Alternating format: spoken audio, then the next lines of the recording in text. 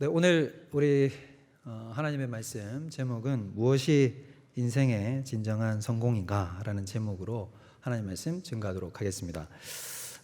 성공 이러면 우리 기독교 안에서는 좀 부정적인 마음도 많이 드는 것이 사실입니다. 근데 우리 이태영 기자라는 분이 있어요.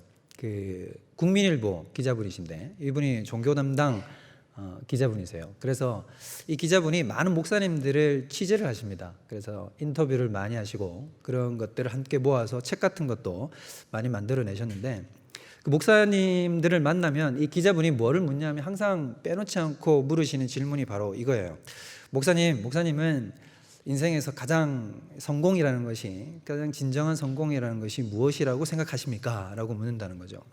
그러면 이 질문을 던지면 많은 목사님들이 깊은 생각에 잠긴답니다. 바로 그 자리에서 그 대답이 탁 하고 나오는 것이 아니라 한참 시간이 지나다가 고민 끝에 일종의 이제 자기의 목회의 철학과 또 인생의 철학이 관통되어져서 그런 대답들이 나오는 거겠죠. 그래서 그 대답들을 이제 듣게 된다는 거죠.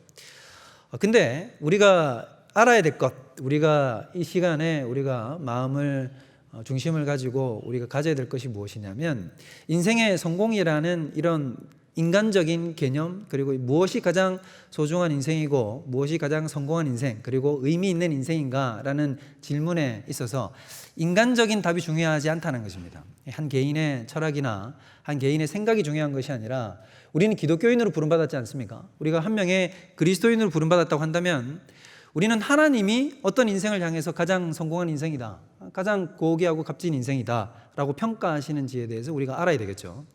그것을 우리가 알았을 때 비로소 우리는 그 뜻에 맞춰서 우리의 인생을 재정립할 수 있고, 또 그렇게 살았을 때에만 우리가 마지막 날에 주님 앞에 섰을 때 후회하지 않는 인생을 살 수 있다는 것입니다.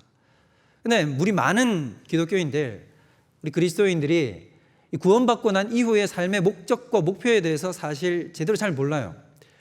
그러니까 어렴풋하고 뿌연 것들은 많이 압니다. 그러니까 예를 들면 선교, 복음전도, 전파, 하나님 나라, 이런 것들 우리가 많이 압니다. 이런 것들을 위해서 내 인생을 바쳐야 됩니다 라는 우리의 신앙적 고백이 있어요.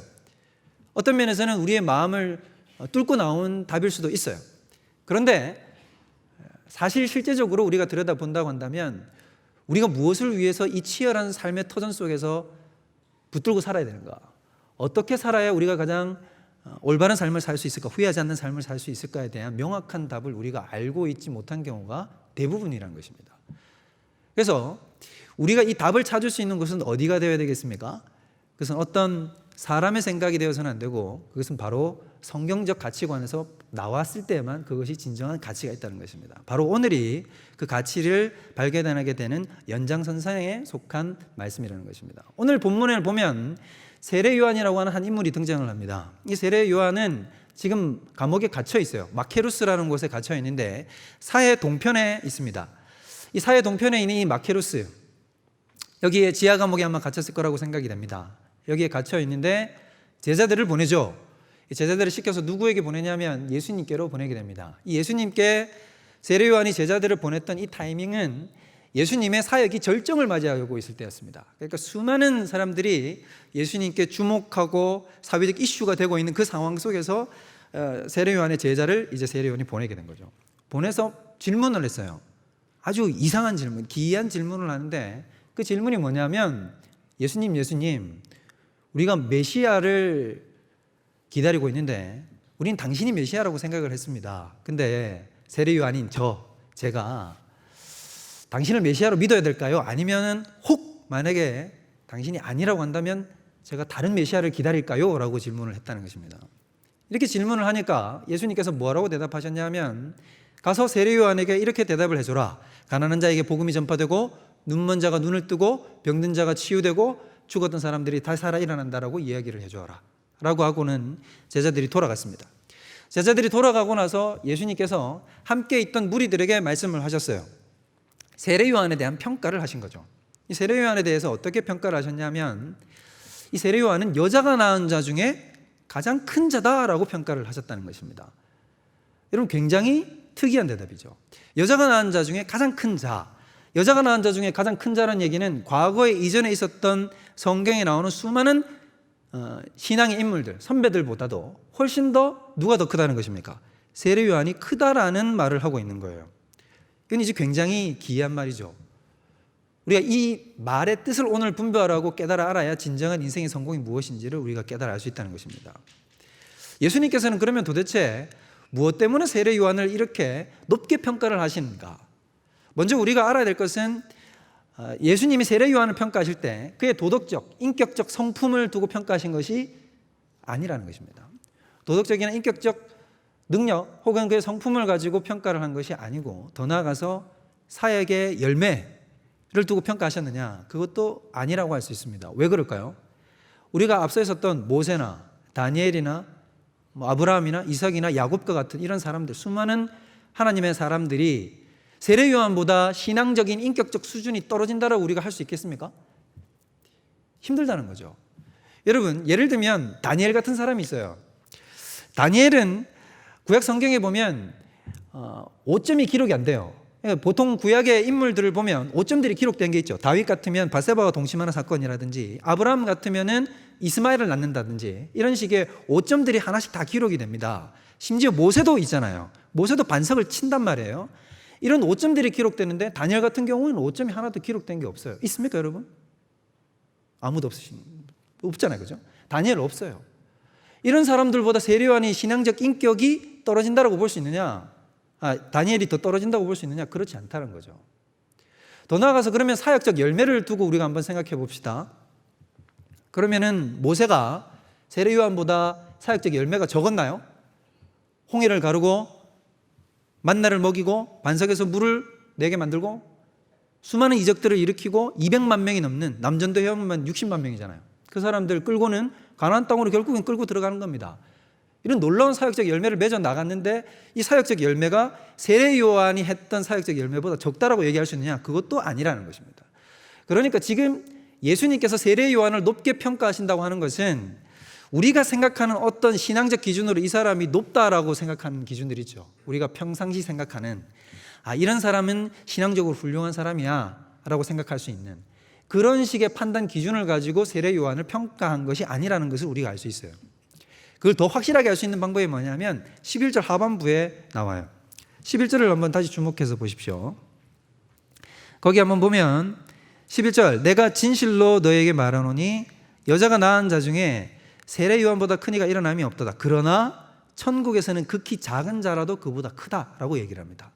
이 뒤에는 더 이상한 말을 예수님께서 뒤에 붙이셨어요. 그게 뭐냐면 천국, 즉 오순절 이후에 교회를 형성되고 그 교회에 소속된 멤버로서 하나님 나라에 속한 자, 바로 우리와 같은 사람들, 바로 우리와 같은 여기에 이 예배드리러 이 오부의 자리에 나와 있는 이 모든 사람들 한 사람 한 사람, 이 자리에 있는 가장 작은 자 한 사람이라도 누구보다 크다고요? 확신이 없으시네요. 누구보다 크다고요? 세례 요한보다 크다고요. 여러분이. 앞에 서 있는 저부터 시작해서 여러분 한 사람 한 사람이 누구보다 크다고요 지금? 세례 요한보다 크다니까요. 이거보다 이상한 말이 없죠. 우리가 한 게 뭐가 있는데. 그렇지 않습니까? 우리는 오히려 죄밖에 저지르지 않잖아요. 하나님이 은혜 주시면 그 은혜를 기회 삼아서 또 세상 속으로 나아가서 기회를 틈타 우리는 우리의 욕구와 우리의 만족을 위해서 살아가지 않습니까? 그런 나 자신, 사역의 열매 비교할 것도 없고 부족하기 짝이 없는 내 자신인데 하나님은 뭐라고 얘기를 하냐면 너가 세례 요한보다도 더 크다라고 얘기를 하신다는 것입니다. 천국 백성인 내가. 그러면 여러분 여기서 이 말은 이 논리와 그러니까 우리가 세례 요한하고 비교해 봤을 때 우리가 더 크다라고 하는 이 논리와 세례 요한이 구약의 인물들보다 더 크다고 말하는 그 논리가 사실 같은 논리를 얘기하는 거예요. 예수님은 같은 논리로 두 가지를 병행해서 설명을 하고 계신 거라는 거죠. 그러면 도대체 세례 요한이 무엇 때문에 그 이전에 앞섰던 모든 구약 성도들 그리고 수많은 선지자들보다도 더 뛰어난가라는 대답을 우리가 가져야 된다는 건데 결론부터 얘기하자면 이겁니다. 예수님께서 세례 요한을 더 뛰어나다라고 이야기한 것은 세례 요한이 그 앞선 사람 그 어떤 사람들보다 예수님에 관련된 계시와 지식에 대해서 많이 알고 제대로 알고 있었기 때문이에요. 잘 들으세요, 여러분. 이거 아주 중요한 개념이에요. 그러니까 왜 세례 요한이 그 이전에 앞섰던 모세나 다니엘이나 엘리야나 엘리사를 앞치고 이사야나 예레미야나 수많은 선지자들보다도 더 앞선 사람이라고 평가를 받았냐 하면 예수 그리스도와 하나님을 아는 지식에 있어서 이 사람이 세례 요한이 앞선 그 어떤 선지자들보다 더 높은 수준에 도달했기 때문이라는 것입니다. 그걸 우리가 어떻게 알 수 있느냐? 우리가 말씀을 보면 알 수 있는데, 우리가 세례 요한이 요한복음 1장 36절 우리가 한번 찾아볼까요? 요한복음 1장 36절 앞에 나오죠? 우리 다 같이 한 목소리로 한번 읽어보겠습니다. 시작. 이게 우리가 이미 요한복음 강해 설교를 하면서 다 들었던 부분인데, 세례 요한은 지금 예수님을 보고 뭐라고 얘기를 했냐면 제자들한테 얘기를 한 거예요. 자기 주변의 제자들한테. 봐라, 저분이 하나님의 어린 양이다 라고 얘기를 했어요. 여러분, 이 말은 무슨 말이냐면 어린 양이란 이 메타포, 이 비유는 뭘 보여주는 거냐면 바로 구속의 사람이다. 구속주라는 것을 보여준 거예요. 구속주라는 사실을 누구는 알았냐면, 지금 세례 요한은 예수님이 이 땅에 오신 목적이 무엇이냐면 이 땅에 인류의 죄를 대속하시러 오신 구속주라는 사실을 알았다는 겁니다. 이게 세례 요한이 아는 지식이었어요. 그러면 여러분은 아마 이런 생각이 들 거예요. 그게 뭐 그렇게 대단한가? 여러분, 당시에 유대인들이 메시아 또 예수님을 인류의 죄를 대속하시고 우리의 죄를 대신하러 왔다는 사실을 깨달은 사람은 거의 없었습니다. 여러분, 실제적으로 당시에 많은 유대인들과 심지어 제자들조차도 예수님을 어떻게 평가하고 파악했냐면 예수님을 정치적 메시아요, 그 다음에 로마로부터 압정으로부터 우리를 해방시킬 대상으로 보았지 죄로부터 우리를 구원할 자인 줄은 생각하지 못했어요. 그런데 세례 요한은 지금 어디까지 나아갔냐면 예수님을 바로 우리의 인류의 죄를 대속하는 구속주로 보았다는 것입니다.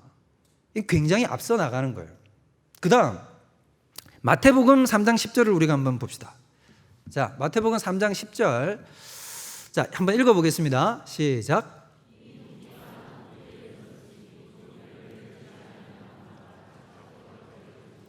자, 잘 보세요. 10절을 다시 돌려주세요. 10절을 보면 이렇게 얘기를 하죠. 나무에 도끼가 놓였단 말이에요. 그리고 이 도끼를 찍어서 열매 맺지 않은 나무마다 다 풀에 던져버린다라고 얘기를 해요. 그럼 이건 뭘 보여주는 거냐면 세례 요한은 예수님이 심판자 되신다는 사실을 지금 알고 있는 거예요. 심판주가 되신다는 사실. 예수님께서는 지금 이 땅을 심판하러 오셨다는 사실을 알고 있어요. 세례 요한은. 더 나아가서 11절을 한번 보세요. 3장 11절 다 같이 읽어봅시다. 시작.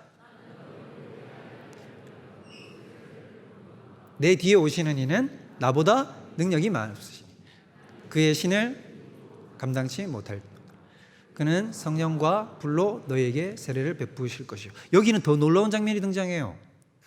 여기는 지금 심판을 베푸실 뿐만 아니라 세례 요한이 예수님에 대해서 무엇까지 알고 있냐면 예수님이 성령을 이 땅 가운데 보내실 분이라는 사실도 알고 있습니다. 이건 여러분 엄청나게 앞서가는 거예요. 거의 전율이 정도로 이 사람은 지금 계시에 있어서는 지금 엄청나게 앞서 나가 있는 거예요. 그러니까 당시에 제자들은 예수님이 성령을 우리에게 주시는 분이라는 사실을 깨닫지 못했습니다. 깨닫지 못했고 유대인들조차도 예수님이 우리에게 성령을 주시는 분이라는 사실은 전혀 인지하지 못했어요. 그런데 지금 세례 요한은 내 뒤에 오시는 분은 너희들에게 무엇으로 세례를 베풀어 주실 분이냐면 나는 물로 세례를 베풀지만 그분은 성령과 불로 세례를 베푸실 분이라는 사실을 강조했다는 것입니다. 그래서 성령을 이 땅 가운데 보내주시는 분이 누구냐? 바로 예수 그리스도이신 것이에요. 그걸 누가 알고 있었냐면 세례 요한이 알고 있었어요.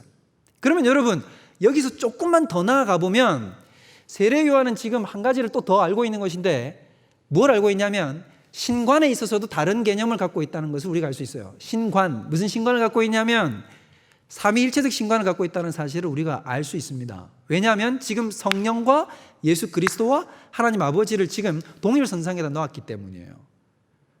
그러니까 지금 이 예수님이 성령을 이 땅 가운데 보내주시는 바로 삼위일체적 하나님 중에 한 분이라는 이위 하나님이라는 사실을 이 세례 요한은 알고 있었다는 겁니다. 여러분 오늘날 유대인들도 유대교를 믿거든요. 오늘날 유대인들이 유대교를 믿어요. 근데 여러분 유대인들이 이제 기독교로 개종을 하는 경우들이 있습니다. 그렇죠. 이걸 메시아닉 주스라고 얘기를 해요. 그러면 이 유대인들이 기독교로 개종하는데 가장 큰 걸림돌이 뭔지 아십니까? 유대인들이 우리와 같은 이런 종교를, 우리와 같은 이 기독교를 믿는데 어려움을 겪는 아주 큰 이유가 뭐냐면 그들이 가지는 가장 큰 장애물이 바로 삼위일체입니다. 그들에게는 삼위일체라는 개념이 이해가 안 돼요. 받아들일 수가 없어요. 왜냐하면 이 유대인들의 입장에서는 삼위일체라는 개념이 마치 뭐같이 느껴지냐면 다신론이에요. 다신론. 신이 세 명인 거예요. 성부도 있고 예수도 신이고 성령도 신인 거예요. 그들의 입장에서는 마치 뭐같이 느껴지냐면 이건 우상숭배인 거예요. 그래서 여러분 기억나시죠? 예수님이 무슨 제목으로 잡혀서 돌아가셨습니까? 신성모독죄죠. 그 신성모독이라는 것이 무엇이냐면 내가 바로 하나님 아버지와 같은 동급이다라는 거예요. 내가 신이다라는 이 얘기를 했기 때문에, 내가 하나님이다라는 얘기를 했기 때문에 이게 유대인들이 듣기에는 아주 듣기 싫은 거예요. 유대인들은 예수님의 이 말이 무엇을 범한다고 생각을 했냐면 제1계명을 범한다고 생각을 했는 것입니다. 너는 나 외에 다른 신을 내게 두지 말지니라. 유일신인 여호와밖에 없는데 어떻게 거기에 한 명의 하나님이 더 덧붙여질 수 있느냐? 이건 있을 수 없다는 거죠. 그렇기 때문에 많은 유대인들이 바로 예수님의 이런 신되심, 하나님 되심에 대해서 인지를 하지 못했던 거예요. 인지를 하지 못했는데 오늘 여기 나오는 이 세례 요한은 예수님이 하나님 되심을 알고 있어요. 더 확실한 구절들을 우리가 한번 보도록 하겠습니다. 거기 보면 우리 요한복음을 보면 또 1장 30절을 한번 보겠습니다. 1장 30절. 이건 우리 한번 찾아봅시다. 요한복음 1장 30절. 한번 찾아가 보세요.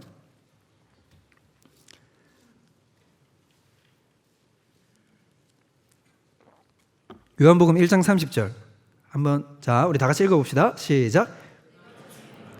내 뒤에 오는 사람이 있는데 나보다 앞선 것은 그가 나보다 먼저 계심이라 한 것이 이 사람을 가리킵니다. 이게 무슨 말이냐면 내가 전에 너희들한테 얘기를 했다. 내 뒤에 오시는 메시아가 있는데 그가 나보다 앞선 것은 그가 나보다 어떻게 됐다고요? 써 있잖아요. 뭐라고 얘기했다고요? 그가 나보다 먼저 계셨다고요. 여러분 아시죠? 세례 요한이 먼저 났습니까? 예수님이 먼저 났습니까? 세례 요한이 6개월 먼저 났어요. 그런데 세례 요한은 지금 예수님을 보고 나보다 어떻게 했다고요? 먼저 계셨다라고 얘기를 하는 겁니다. 여러분 이게 무슨 뜻인지 아시겠죠? 지금 이게 뭘 말하는 거냐면 세례 요한은 지금 예수님의 기원이 바로 신적 기원을 가지고 있다. 요한복음에서 우리가 1장 1절에서 얘기하는 것처럼 태초에 말씀이 계시니라는 그 말씀을 지금 이 세례 요한은 지금 그 신적 기원에 대해서 알고 있는 거예요. 그러니까 지금 세례 요한은 이런 구속적 지식에 대해서 예수님에 대해서 굉장히 많이 알고 있고 엄청나게 앞서가고 있다는 사실을 우리가 알 수 있는 거예요. 이것은 그 이전에 어떤 사람들도 도달하지 못했던 계시와 지식의 수준인 것입니다. 그래서 예수님은 세례 요한을 향해서 뭐라고 얘기를 했냐면 저가 여자가 낳은 자 중에 가장 크다라고 얘기를 했다는 것입니다. 그러나 분명한 것은 또한 세례 요한이 한계가 있어요. 그럼 어떤 한계가 있느냐? 세례 요한은 구약의 예언에 대해서 제대로 알고 있었고 이것이 메시아를 통해서 예수님을 통해서 이루어질 줄을 알고 있었는데 그가 혼란과 혼돈을 겪고 있는 대목이 있었습니다. 그게 뭐냐면 여러분 구약에는 이 메시아에 대한 예언이 크게 두 가지 파트로 나눠져요. 예를 들면 뭐냐면 첫 번째는 메시아가 이 땅에 오면 구원의 역사를 일으킬 것이라는 것이고요. 두 번째는 심판을 베푸실 거라는 것입니다. 이게 바로 메시아가 행하는 두 가지 큰 대목의 사역인 거예요. 그러면 이 두 가지 큰 대목의 사역을 세례 요한은 알고 있잖아요. 아까도 얘기했잖아요. 세례 요한은 뭘 한다고요? 예수님께서 이 땅에 오시면 하나님의 어린 양이시니까 죄를 대속하시는 사역을 할 것이라는 사실을 알고 있고 그 다음 타자로 알고 있는 것이 무엇이냐면 바로 예수님은 심판하실 것이라는 사실을 알고 있습니다.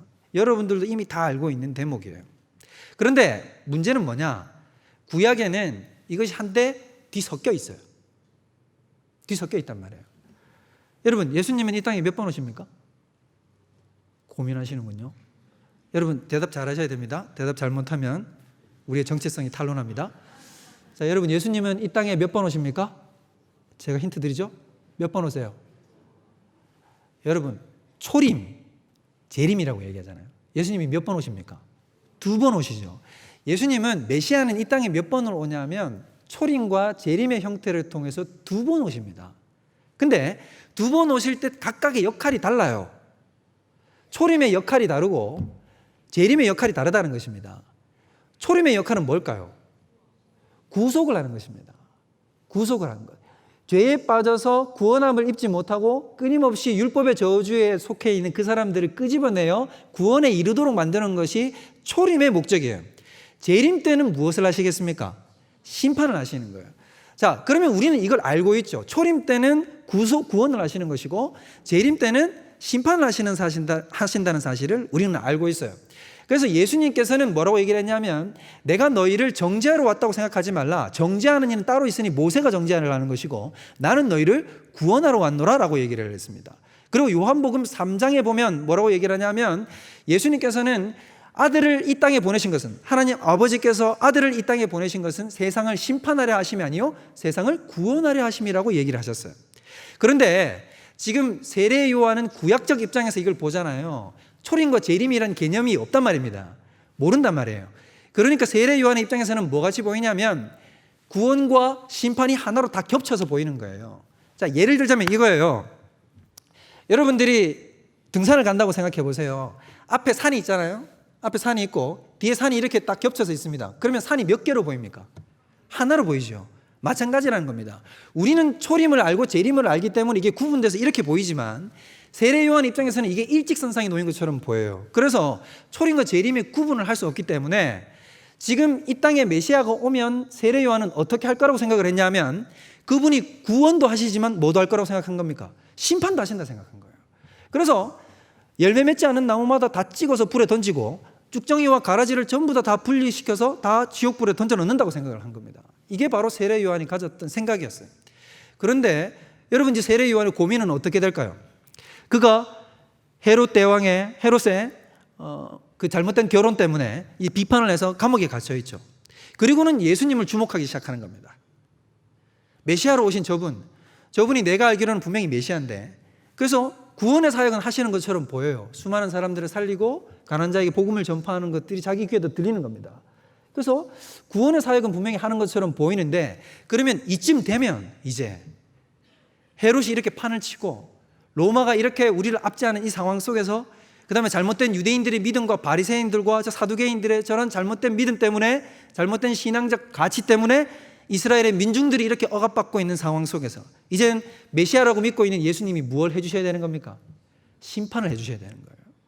심판을 해주셔야 되는데 예수님은 심판을 할 기미가 안 보이는 거죠.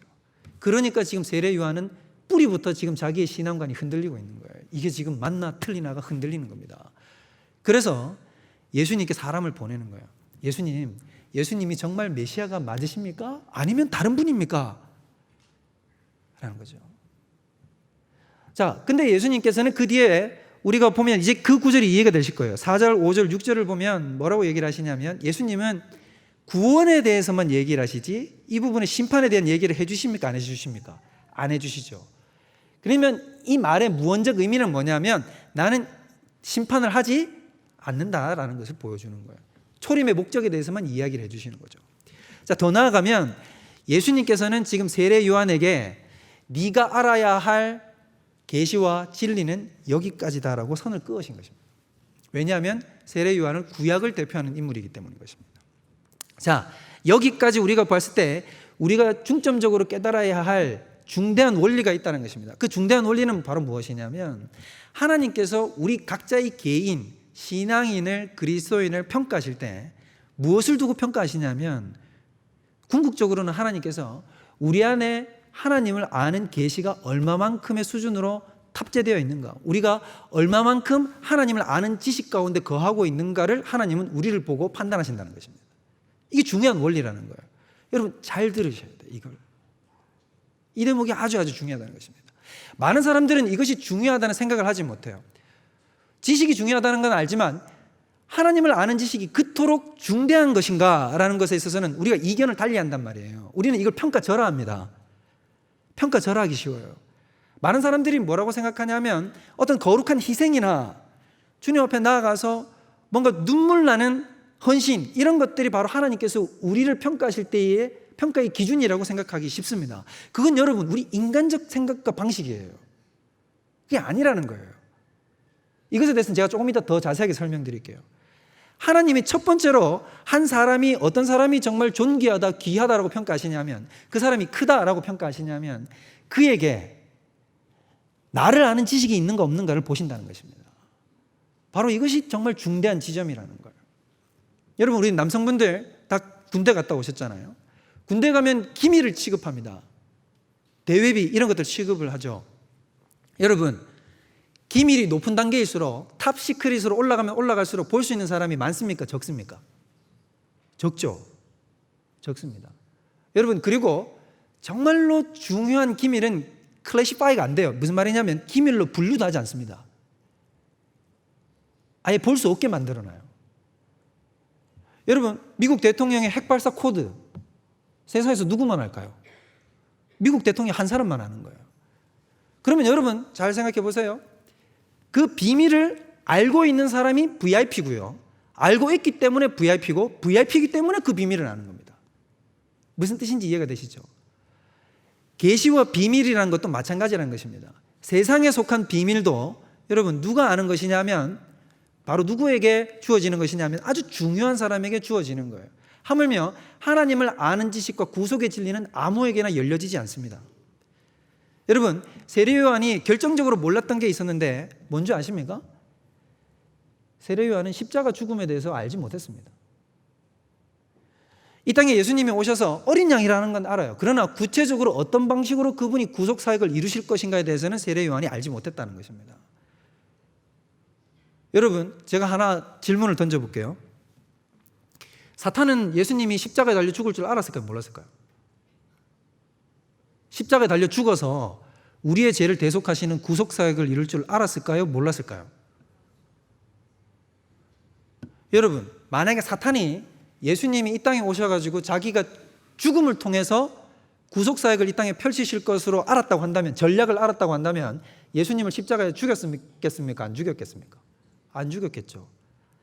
여러분, 사탄은 예수님이 십자가에 달려 죽어서 그렇게 그 방식으로 세상 죄를 대속하실 줄 몰랐어요. 다른 사람들은 알았을까요? 당시에 제자들도 몰랐어요. 몰랐단 말입니다. 아무도 몰랐어요. 여러분, 이걸 그래서 바울 같은 사람은 뭐라고 부르냐면 이걸 비밀이라고 불러요. 비밀. 복음의 비밀. 여러분, 더 나아가면 더 큰 비밀은 뭔지 아십니까? 예수의 십자가의 죽음도 비밀인데 그보다 더 큰 비밀은 뭘까요, 그러면? 부활이죠. 부활은 여러분 정말로 죽었다 깨어나도 모르는 거예요. 정말로. 메시아가 이 땅에 와서 죽음을 통해 가지고 우리를 율법의 저주에서 끄집어내고 다시 부활함으로 말미암아 승리자가 된다는 사실은 여러분 아무도 모르는 비밀이었어요. 그래서 당시의 사도들은 어떤 마음을 가지고 있었냐면 자신들이 부활의 복음, 부활의 증인으로 살아간다라고 하는 아주 강력한 자존감을 가지고 있었어요. 그래서 우리 사도들은 다 부활의 증인이라는 것을 굉장히 강조하면서 살아갔었습니다.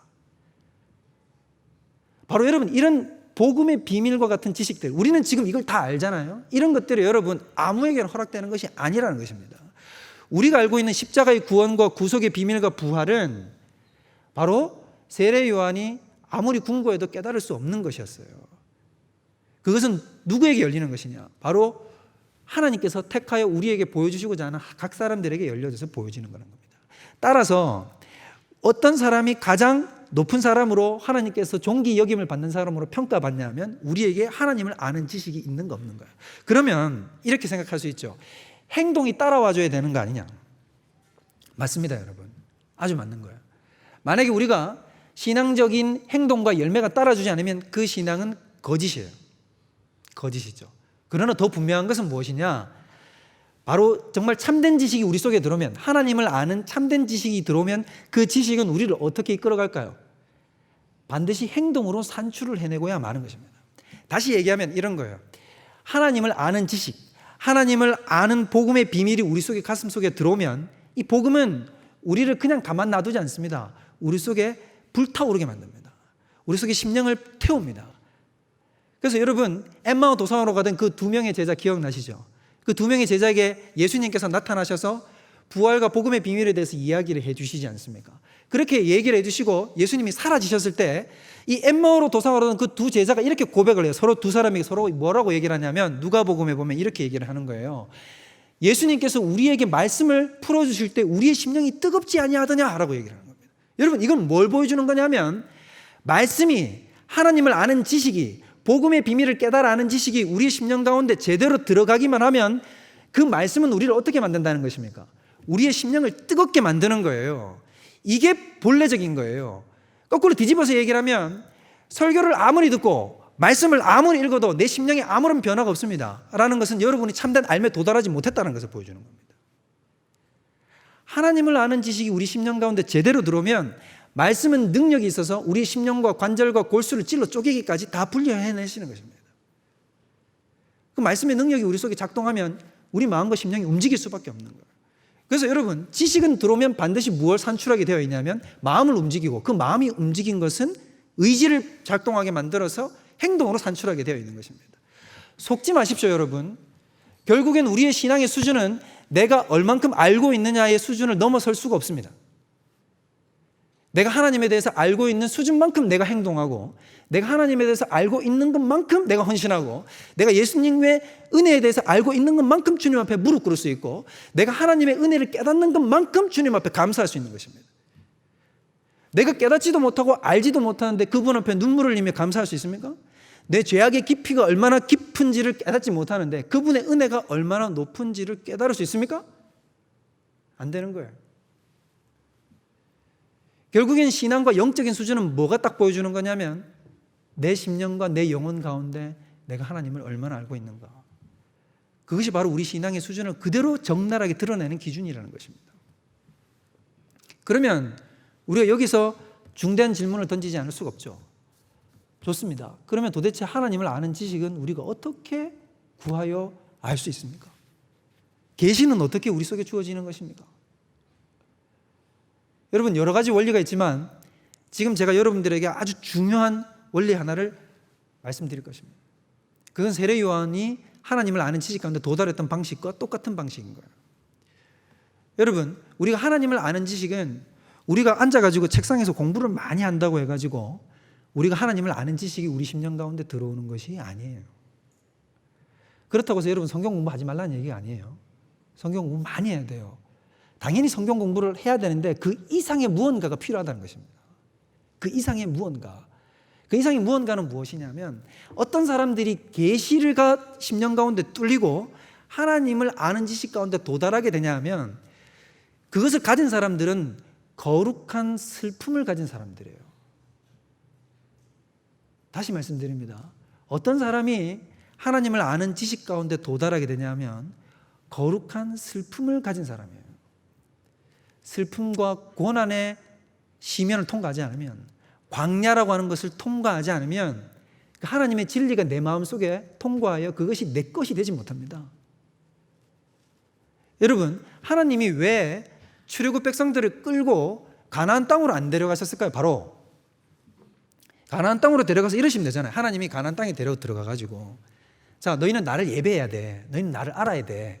그러니까 자, 내가 너희들한테 지금 지식을 줄게 라고 얘기를 하시면서, 자, 가나안 땅에다 집 짓고 다 정착시켜 놓은 다음에, 자, 우리 부흥회하자. 다 모여라 해가지고는 싹 다 모여가지고는, 자, 지금부터 내가 너희들한테 나에 관련된 지식을 가르쳐 주겠다고 쭉 가르쳐 주시면 되잖아요. 이러면 되잖아요. 근데 왜 하나님이 그렇게 안 하시고 왜 광야로 데리고 들어갈까요? 광야로 데리고 들어가는 이유는 바로 광야에 들어가야만 하나님을 아는 지식을 깨달을 수 있기 때문입니다. 무슨 뜻이냐면, 여러분, 광야가 히브리어로 뭔지 아십니까? 미드바르예요. 미드바르인데, 이 미드바르라는 것은 어원이 어디서 나왔냐면 다바르에서 나왔어요. 다바르는 하나님의 말씀이에요. 그럼 여러분, 이게 뭘 보여주는 걸까요? 미드바르 속에 들어가지 않으면 다바르를 깨달을 수가 없는 거예요. 광야에 들어가서 남다른 고독과 눈물과 아픔 가운데 들어가 있지 못하면 하나님을 아는 지식이 정말 지식으로 우리 속에 정착되지 않는다는 것입니다. 다른 말로 하면 메뚜기와 석청과 약대 토롯이 필요하다는 것입니다. 온 세상 사람들과 다 떨어져서 빈들에 있어야 된다는 것입니다. 미드바르 속에 들어가 있지 않으면 다바르가 내 속에 다바르로 들어오지 않는다는 것입니다. 여러분, 한번 생각해 보세요. 우리 목사님, 우리 담임 목사님도 그랬지만 우리 많은 목사님들이 이런 얘기 하시는 거 여러분 많이 들었죠. 옛날에 너무 세상에서 살아갈 때 진력이 나도록 고생했던 것, 그죠? 여러분, 그럼 목사님들은 왜 그렇게 뒤를 돌아보면, 과거의 삶들을 돌아보면 왜 그렇게 힘들게 살아왔을까요? 그죠? 힘들게 살았으니까 목사님 목사가 됐죠. 그럴 수도 있어요.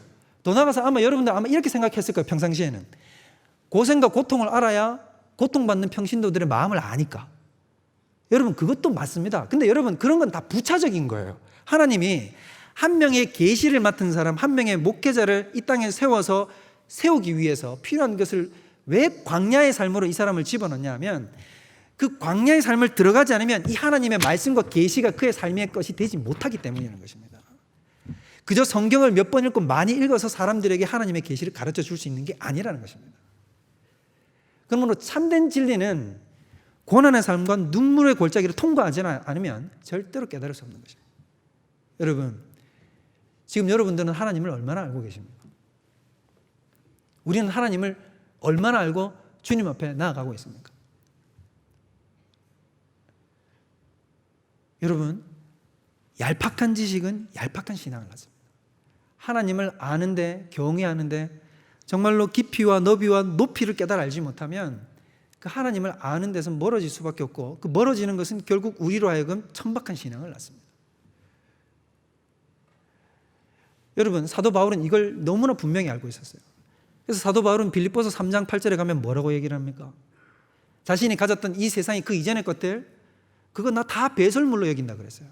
그걸 다 배설물로 여기고 나는 오로지 무엇을 정말 가장 고상하고 존귀한 것으로 여기냐, 그리스도 예수를 아는 지식을 나는 가장 고상한 것으로 여긴다라고 얘기를 했습니다. 이건 바울이 이 모든 사상을 관통해서 알고 있었던 것입니다. 이 비밀에 대해서. 에베소 성도들에게 기도하면서 보낸 그 기도문, 여러분은 어떤 특정 기도를 보낸다고 한다면, 어떤 사람에게 중보의 기도를 한다고 한다면, 여러분 그 사람을 위해서 무슨 기도를 하겠습니까? 바울이 첫 번째로 기도한 것이 무엇인지 아십니까?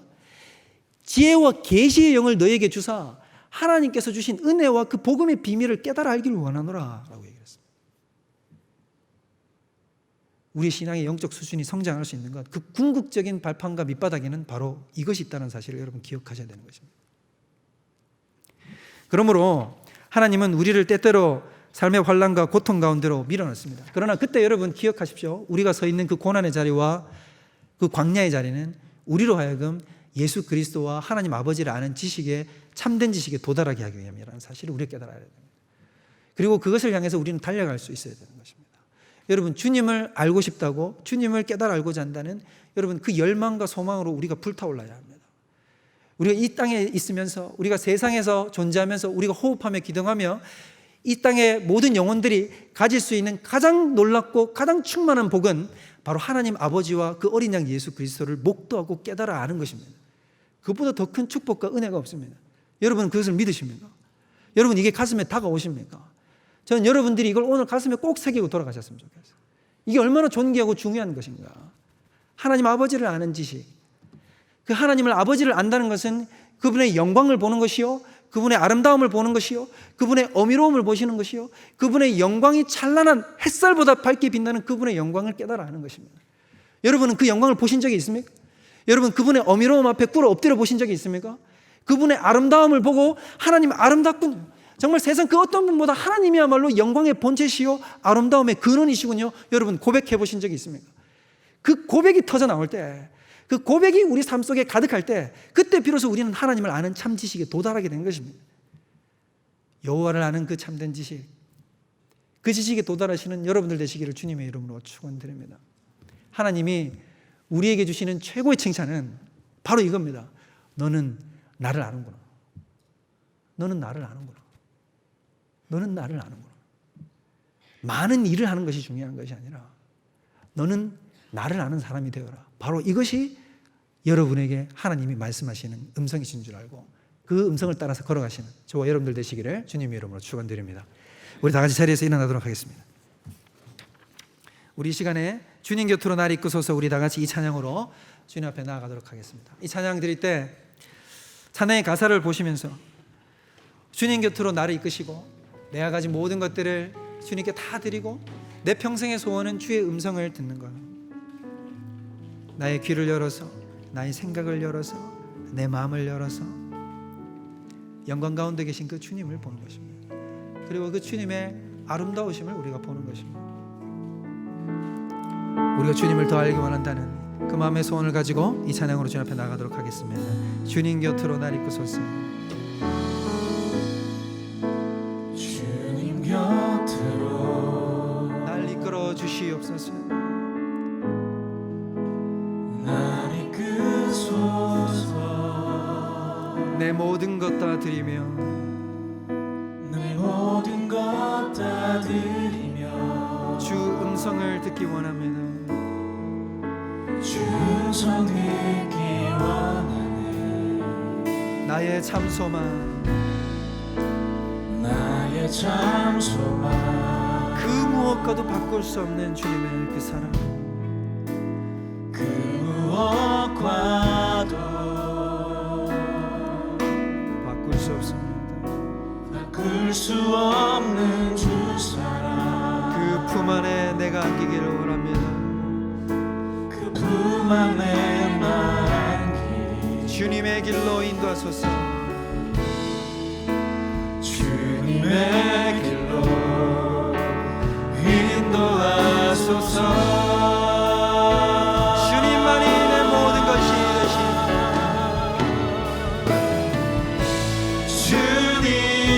주님만이